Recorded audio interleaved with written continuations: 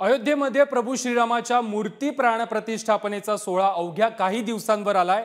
या ठिकाणी नुकत्याच उद्घाटन झालेल्या आंतरराष्ट्रीय विमानतळावर चित्रलेखाच्या माध्यमातून प्रभू श्रीरामाचा जीवनपट परळीच्या प्रवीण वाघबारेंनी साकारलेला आहे।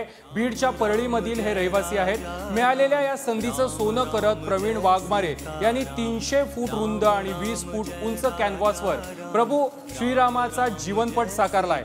याबरोबरच विमानतळाच्या इतर भागातही प्रभू श्रीरामाच्या जीवनातील प्रसंग रेखाटण्यात आलेले आहेत। यामध्ये जन्म, स्वयंवर, लक्ष्मण बाण, मेघनाथ युद्ध, रावण वध आणि शेवटी राम दरबार देखील साकारण्यात आलेला आहे।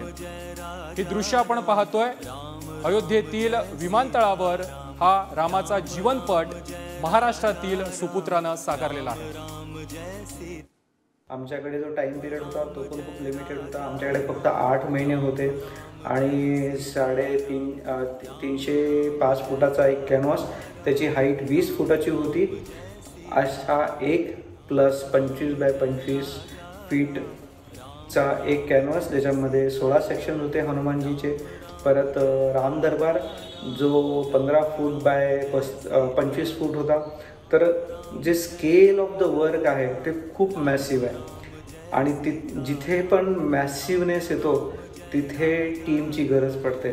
प्रत्येकाची एक्सपर्टाईज वेगळी आहे, प्रत्येकाचा स्किल वेगळा आहे।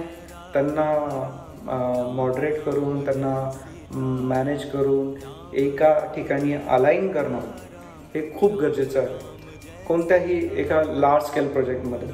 अयोध्येसारख्या पवित्र ठिकाणी त्याची कला सादर झाली आहे, याचा आम्हाला खूप आनंद होतोय। तर आपल्या देशातच नाही तर जगातील सर्व लोक ते पाहतीलच। त्याची आज 10 वर्षाची मेहनत फळाला आली असं मला वाटतंय की त्याच्या ह्या यशामागे त्याचे मागचे 10 वर्षाचे कष्ट खूप होते। ते आम्ही घरच्यांनीच ते जवळून पाहिलेले आहेत आणि एवढं सगळं त्याचं यश पाहून आम्हाला असं खूप आनंद होतोय, हे आम्ही शब्दात वर्णन करू शकत नाही। आणि आम्हाला त्याचा खूप अभिमान आहे की तो आमचा मुलगा आहे।